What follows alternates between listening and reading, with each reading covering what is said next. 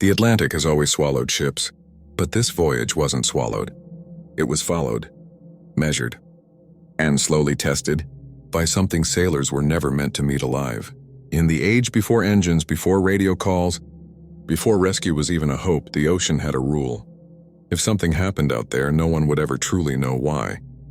This story survives only because one ship did, and because the men aboard wrote down what they saw, even when they wished they hadn't. In the early days of Atlantic trade, a merchant brig slipped away from Bristol Harbor under low clouds and a dull gray sky. Nothing about the departure felt cursed. No omens, no warnings shouted from the dock, just rope creaking, canvas lifting, and a crew already thinking about the far shore. They carried salt, iron goods, cloth, ordinary cargo, ordinary men, an ordinary crossing. For the first week, the Atlantic behaved. Waves rolled like breathing lungs beneath the hull. Wind stayed steady. Days blurred into work and nights into cold sleep. The crew settled into the rhythm sailors trusted more than prayer. But oceans do not stay honest forever.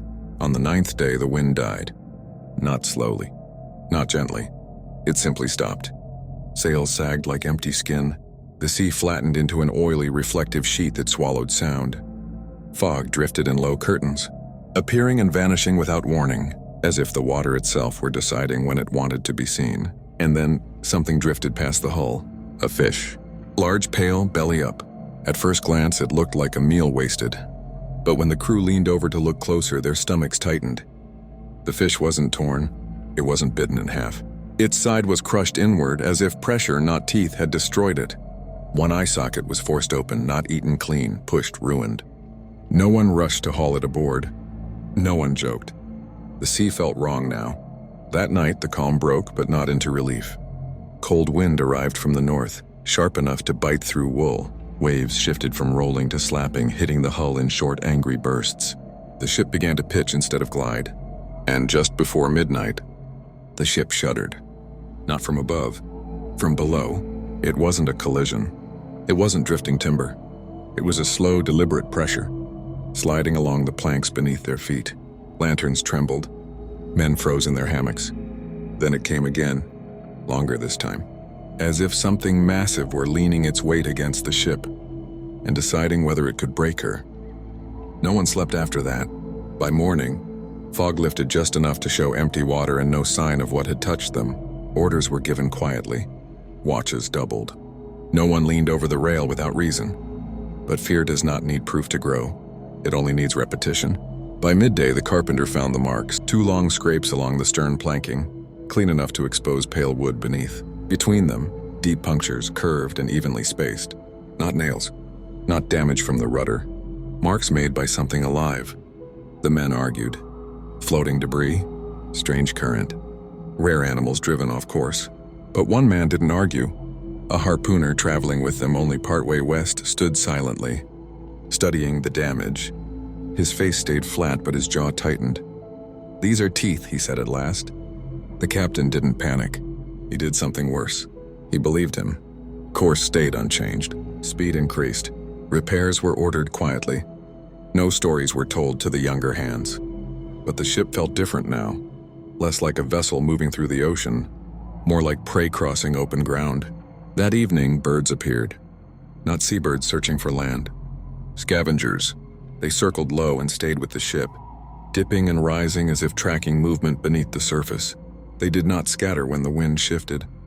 They followed, because something below was feeding. Night fell heavy and dark, and then the Atlantic hit back. A violent jolt struck the hull amidships.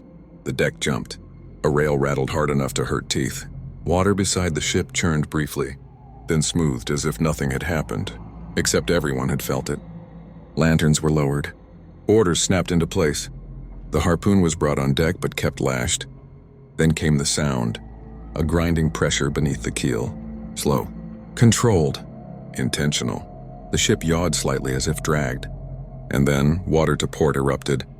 Not a splash, a boil. A long dark ridge broke the surface and slid forward, cutting through the sea without rolling or arching like any whale ever seen. At the front of it, a head, long, wedge-shaped. The mouth opened just enough to reveal pale, tightly packed teeth, and an eye, forward-facing, fixed on the ship. For one suspended second, predator and vessel acknowledged each other. Then the head slipped beneath the surface without a sound. No splash, no thrashing, just disappearance. Silence swallowed the deck. "That was no whale," someone whispered. The captain didn't answer. He didn't need to. Whatever followed them had finally shown itself. And it wasn't done testing the ship yet, because somewhere below deck, someone screamed. The scream didn't echo. It stopped as if something had cut it short. And every man on deck knew whatever followed them outside was no longer the only danger. The scream tore up from below like a blade through cloth. Not a cry of surprise, not fear alone. It was pain. The captain was already moving before anyone else found their breath. He crossed the deck in long strides and grabbed the hatch ring. "Who is down there?" he demanded. For the first time since the voyage began, the cook's face drained of color. "No one should be," she said. The hold was secured. The captain wrenched the hatch open. Cold air rushed up from below, thick with the smell of iron, damp wood, and something else, something sharp and metallic. Blood. Lanterns were brought down, shielded tight. The men descended slowly, boots thudding against the ladder rungs like a countdown.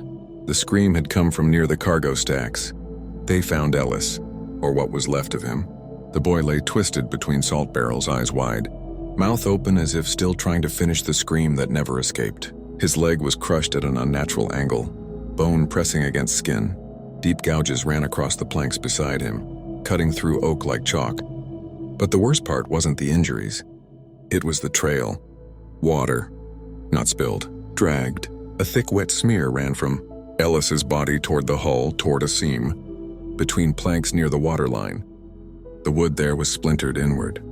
Something had pushed through the ship. Not fully, just enough. The carpenter dropped to his knees, fingers hovering inches from the damage. "That seam was sound," he whispered. "I checked it myself." The harpooner crouched beside the boy, jaw clenched so tight it trembled. "It reached," he said quietly. "It tested from outside, and found a weak place." No one argued, because the proof lay bleeding in front of them. Ellis was still breathing, but shallow, broken gasps that rattled in his chest.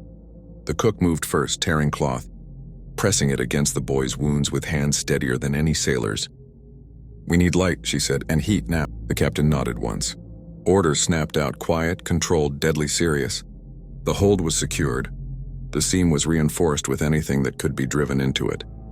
Extra planking, iron braces, nails hammered until arms burned. Above deck, the sea moved again.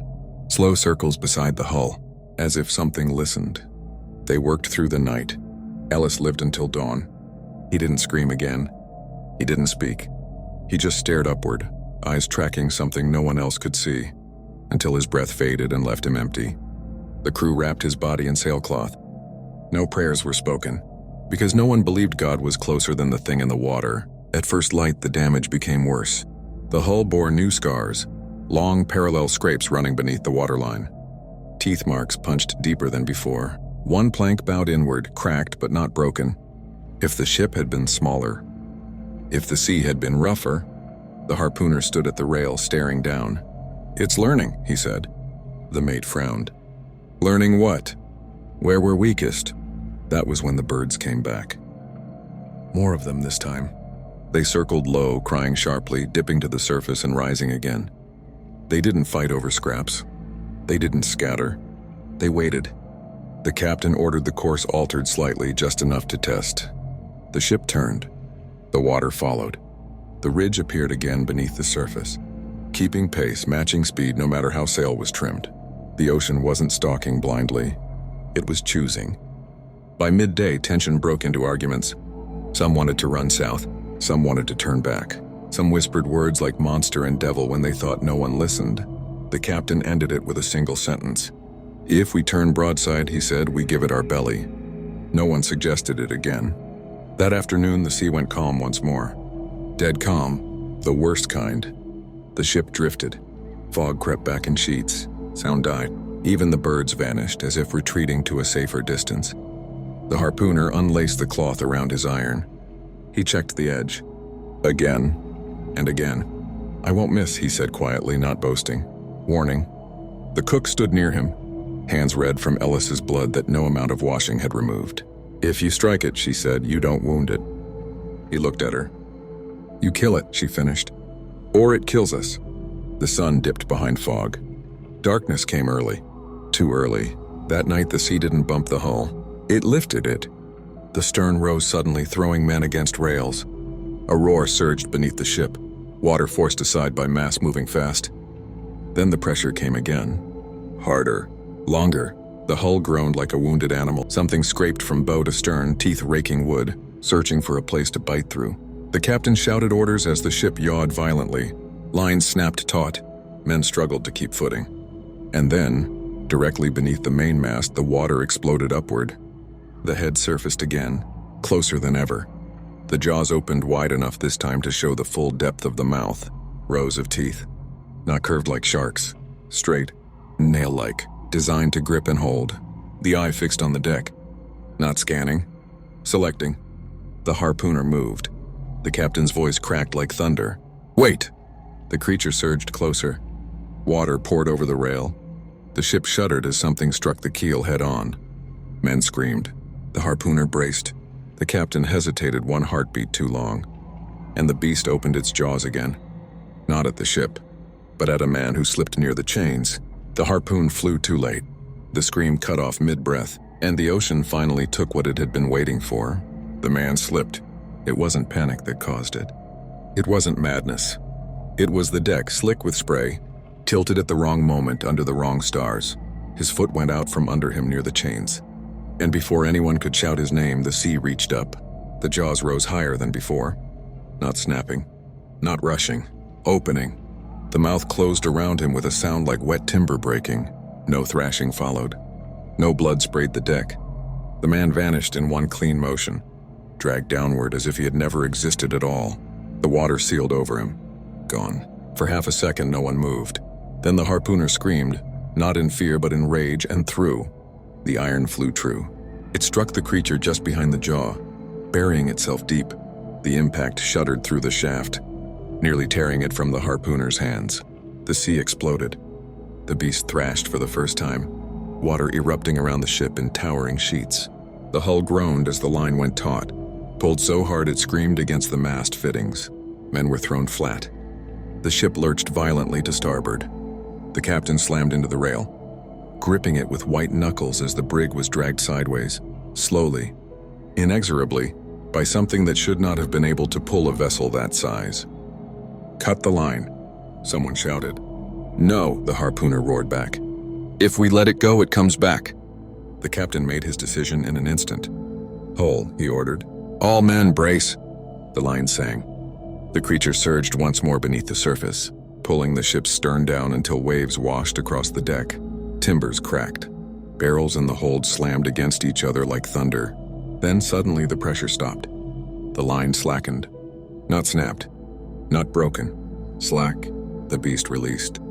The ship rocked violently back upright, throwing men hard against planks and rigging. Silence rushed in behind the chaos, thick and unreal. The harpoon line floated uselessly on the surface. The iron gone. The mate leaned over the rail just long enough to see bubbles rising from deep below.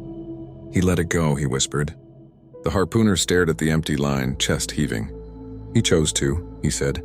That was worse. They had heard it, and it had decided not to finish them yet. Damage checks followed in shaking silence. The hull had suffered badly. One plank near the stern had cracked through, only the inner bracing holding back the sea. Pumps were set running without pause. 2 men were gone now. No bodies, no burials, only empty spaces where they had worked and eaten hours before. The captain ordered sail reduced. Night watches doubled. No one argued. As dawn crept in pale and thin, the sea looked deceptively calm. No ridge broke the surface. No birds circled. The beast was gone, or so it seemed. By midday they found blood. Not on deck. In the water. Dark streaks drifted past the hull, spreading slowly, dissolving into the Atlantic. The harpooner watched them with grim satisfaction. "It bleeds," he said. The carpenter shook his head. "So do men." The mate checked his charts, then checked them again. "We should be near the Grand Banks by tomorrow," he said. "Shallower waters." No one said what they were thinking. If the creature followed them into shallow water, the ship would have nowhere to flee. That afternoon, the ocean changed color.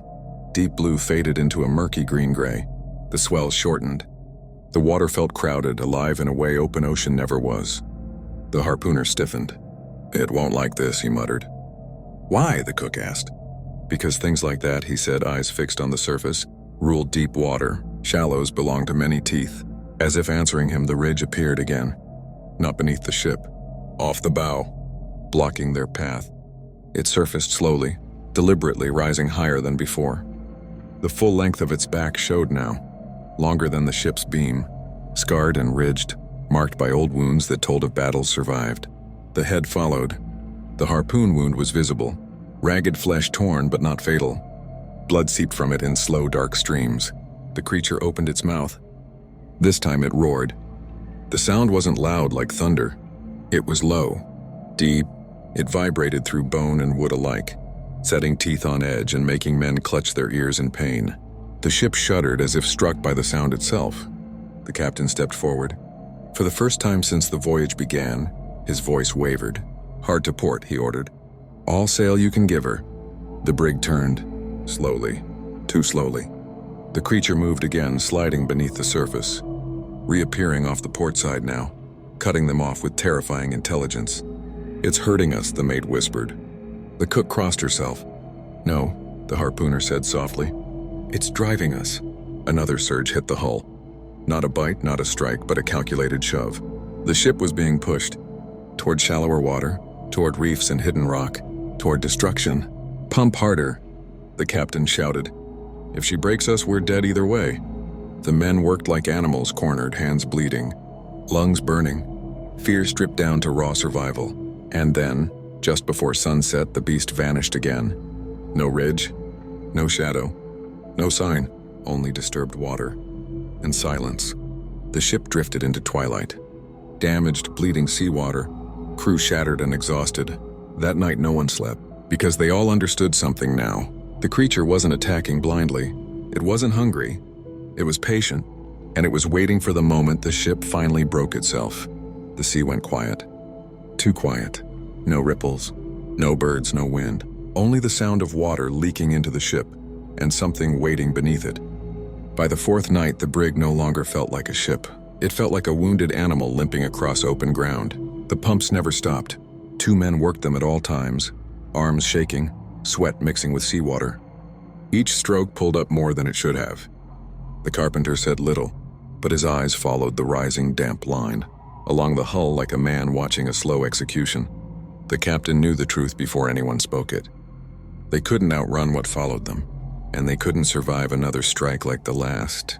The Grand Banks lay ahead, shallower waters, fog, hidden reefs, a place sailors feared even without monsters in the deep. If the creature forced them there, the ship would tear herself apart. At dawn, fog closed in again, thick and suffocating. Sound shrank. Even shouted orders felt swallowed before they traveled 10 steps. The ocean rolled gently, mockingly calm. Too calm. The mate leaned close to the captain. "It hasn't surfaced since last night." "That doesn't mean it's gone," the captain replied. Below deck, the cook distributed hard bread and watered rum. No one complained about the ration. Hands shook too badly to lift mugs steadily. The harpooner sat beside his iron, sharpening it again, though no edge could make it sharper than fear already had. "It's not attacking because it doesn't need to," he said to no one in particular. "It knows time is on its side." As if summoned by the words, the ship lurched.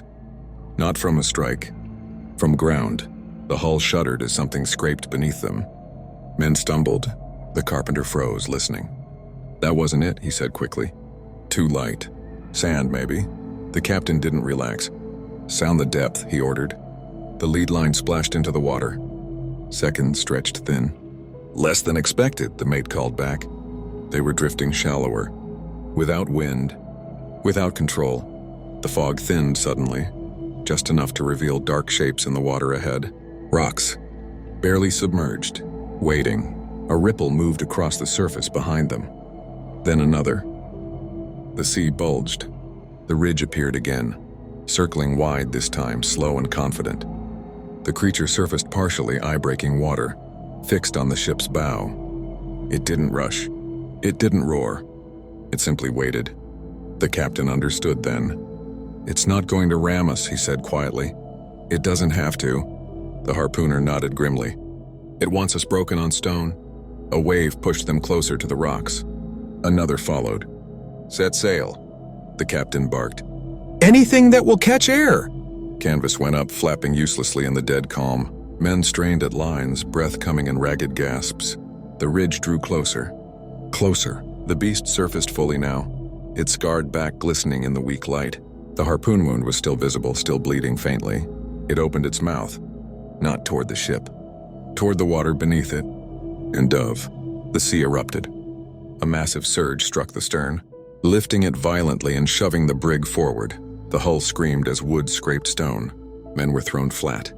The ship ground against rock with a sound that turned stomachs. "Pump!" the captain shouted. "Pump or we sink." Water poured into the hold faster now, rushing through new cracks torn open by the impact. Barrels shifted. Cargo broke loose. The carpenter screamed for bracing timber. The mate called depths no one wanted to hear. Another shove hit the hull harder. The ship lurched forward again, grinding along the reef like meat dragged across bone. Then the pressure vanished. The brig drifted free, broken, leaking, alive for the moment. The fog thinned just enough for them to see the creature surface one final time nearby. It rose slowly, calmly, towering higher than before. Its head lifted, water cascading from its jaws. The eye fixed on the crippled ship, not with rage, with certainty. It had done what it came to do. Now it would wait, because ships that leak in cold water don't last long. The creature sank again, disappearing into the green-gray sea. No chase, no attack, just patience. The captain slumped against the rail for the first time. "We can't keep her afloat through the night," the mate said quietly. The cook closed her eyes. The harpooner rested his hand on the iron. "There is one chance," he said. All eyes turned to him. "Creatures like that," he continued, "don't leave kills unfinished. If it thinks we're dead in the water, it will come close." The captain stared out at the fog. "You're suggesting bait," he said. The harpooner met his gaze. "I'm suggesting a trap." Thunder rolled faintly in the distance, not from the sky, from the sea shifting its weight. And somewhere beneath them, something began to rise again. The plan was simple. Simple plans are the most dangerous ones at sea, because they only work if everyone survives long enough to play their part. No one spoke for several breaths after the harpooner said the word trap. The fog pressed in close, damp and cold, clinging to skin and rope alike. The ship groaned softly as water continued to force its way inside, plank by plank. The captain broke the silence. "Say it," he said. "All of it." The harpooner nodded once. "It thinks we're finished," he said. "A dying ship. No speed, no escape. If we stop fighting the leak just enough, it will come in close to confirm." The carpenter's eyes widened. "That'll sink us." "Not if we choose where," the harpooner replied. He pointed toward the shattered stern. "It's been testing us there. It will surface there again." The mate swallowed. "And then?" "Then we put iron through its skull." Silence again. The cook spoke softly. "And if you miss?" The harpooner didn't answer right away. "Then it finishes what it started." The captain closed his eyes briefly, then opened them. "We do it," he said. No vote was taken. There was no time. They worked fast. The pumps slowed, not stopped, but allowed the waterline to rise just enough to sell the lie. Lanterns were dimmed. Sails were slackened. The ship drifted like a body giving up the fight. Men took positions without speaking. 2 at the pumps, 2 with axes near the mast, the carpenter at the stern with braces ready, the mate near the rail, watching the water like a man staring into a grave. The harpooner stood barefoot on the slick deck, iron in hand, line coiled carefully at his feet. The captain stayed beside him. "If it comes," the captain said quietly, "you strike where?" The harpooner tapped his own temple. "Behind the eye," he said. "Angled down. It's the only place." The sea went still. Too still. Minutes passed. Then a ripple, small at first. Then another. The water beside the stern darkened, as if a shadow passed beneath glass. The mate hissed, "There!" The ridge broke the surface slowly, deliberately, closer than ever before. Water slid off its back in sheets. Its head followed, rising until the full length of its jaw cleared the sea. The eye locked onto the stern. It drifted nearer. near enough to smell. A thick ancient odor rolled over the deck, salt, blood, and something reptilian and old beyond reason. The beast opened its mouth. Closer, closer. Now. The harpooner moved. He drove the iron forward with his full weight, stepping into it as the captain and another man hauled the line tight. The harpoon struck true. The iron vanished into flesh just behind the eye, punching deep with a wet final sound that carried even over the sea. The creature convulsed. Its jaws snapped shut inches from the stern. Its body twisted violently, smashing against the hull, sending a shockwave through the deck that threw men flat. The line went taut instantly. The ship screamed. "Hold!" the captain shouted. "Hold or we lose it!" The beast thrashed, tail churning water into foam. Blood poured from the wound, dark and heavy, spreading across the surface in thick clouds. The creature roared again, but weaker this time. The sound wavered, breaking into something almost like confusion. It twisted, trying to dive. The line held.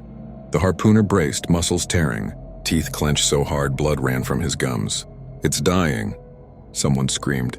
Then the creature surged one last time, not away, toward the ship.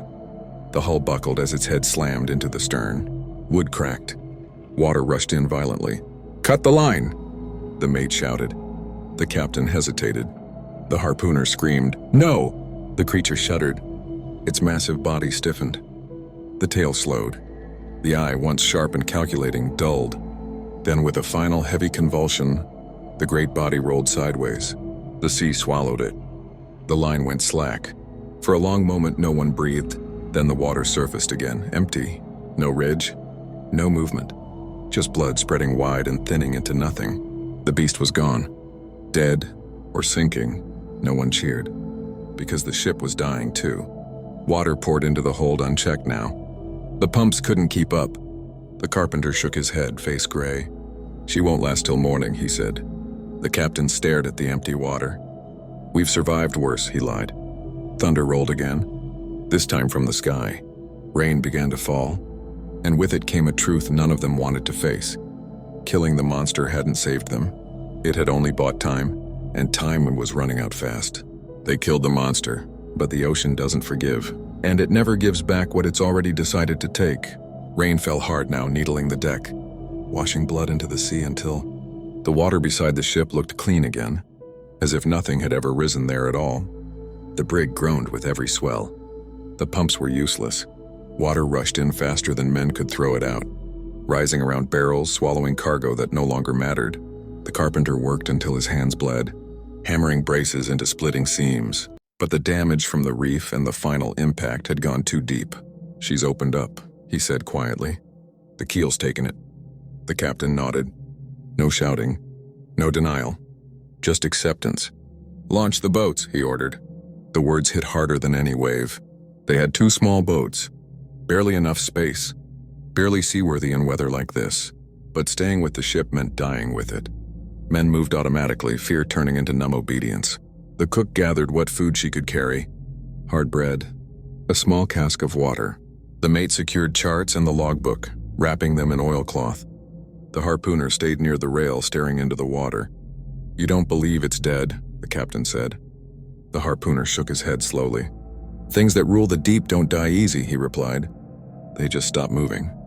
The first boat was lowered. A wave slammed it against the hull, nearly smashing it apart before men could scramble inside. The second followed. The brig listed badly now, deck sloping at a sickening angle. Water spilled across planks in shining sheets. The captain was the last to leave. He paused at the rail and looked back at his ship, at the torn wood, the sagging rigging, the deck stained by blood both human and not. Then he climbed down. They pushed off just as the brig gave a final terrible groan. The ship rolled. Masts dipped, and with a sound like a long sigh, the Providence slid beneath the surface. The ocean closed over her. Gone. The men drifted in darkness, rain pounding down, waves lifting the boats and dropping them again without mercy. No one spoke. No one prayed out loud. Hours passed. Then, movement. The harpooner stiffened first. "Do you feel that?" he whispered. The water beneath the boat shifted. Not waves, something else. A long shape passed beneath them, deep enough not to break the surface, but close enough to be felt through the hull. The cook clutched the gunwale. "It's alive," she whispered. The mate shook his head. "We killed it." The water moved again, closer this time. A shadow rolled beneath the boat, stretching far beyond its length. The harpooner's voice dropped to a near breath. "Or something else has come to see what made the blood." A ripple appeared beside the boat. Then another. The sea around them began to circle slowly, deliberately. Men grabbed oars uselessly. Then nothing. The movement stopped. The shadows faded. The water returned to its natural rhythm. Dawn broke gray and cold. The storm eased. The boats drifted apart and then back together again, tied by rope. No creature surfaced. No fin cut the water. By midday, land birds appeared, real ones this time, crying sharply as they passed overhead. Hope returned cautiously. Late that afternoon, a sail appeared on the horizon. A fishing vessel. The men waved frantically, screaming until throats tore. The ship turned toward them. They were saved, or so it seemed. Aboard the fishing vessel, the survivors were hauled up like ghosts, blankets wrapped around them, rum forced between shaking lips. Questions came. What happened? What destroyed the brig? What killed so many men? The captain answered carefully. "Ground and storm," he said. "Bad luck." The harpooner said nothing. That night, as the fishing vessel pushed on, the mate woke screaming. He swore he'd felt the ship slow, that something had brushed the keel. No one laughed at him, because the next morning, the crew found something lodged in the fishing vessel's rudder, a long shard of iron, bent, wrapped in old torn line. The harpooner stared at it for a long time. Then he looked out to sea. "It followed us," he said quietly. The captain swallowed. "No," he said. "It can't." The harpooner shook his head. Then he replied, "We didn't kill it at all." Far behind them, the water darkened, and something deep and patient turned once more toward the surface. They escaped the Atlantic, but the Atlantic did not release them. Some things follow, even after the story says it's over. The iron shard lay on the deck like a verdict, bent, scarred, wrapped in the same line the harpooner had lashed with his own hands. No one aboard the fishing vessel touched it again. The captain ordered it thrown overboard. The harpooner stopped him. "Don't," he said. "If it followed iron once, it can follow it again." They wrapped the shard in sailcloth and sealed it in a chest, then weighted the chest and lowered it carefully into the sea. It vanished without a splash. The water stayed calm. Too calm. The fishing vessel continued west, engines chugging, nets stowed. Men worked in silence now, glancing over the rail more often than they admitted. The survivors spoke little. When they did, it was in fragments. A pressure beneath the hull. A shadow moving against the current. A sound that wasn't quite water. At night, the mate swore he heard scraping again. Faint. Distant, like something brushing the keel and moving on. The crew checked.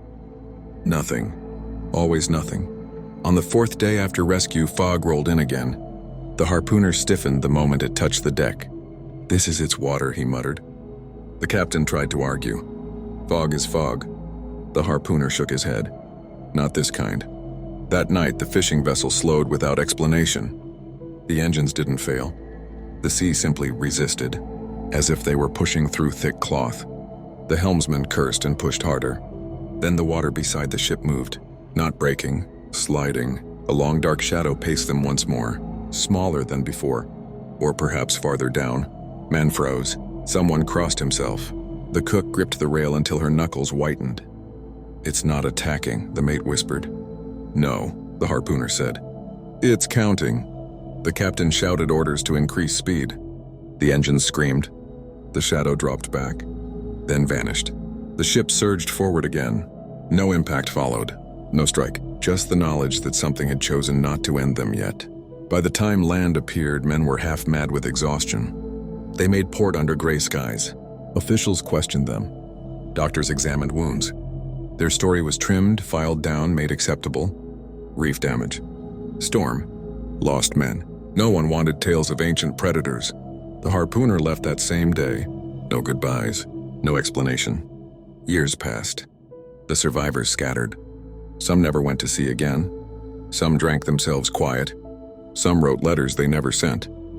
The mate became a harbor master. The cook opened a small boarding house. The captain commanded one final ship and then retired early. But the Atlantic never stopped whispering.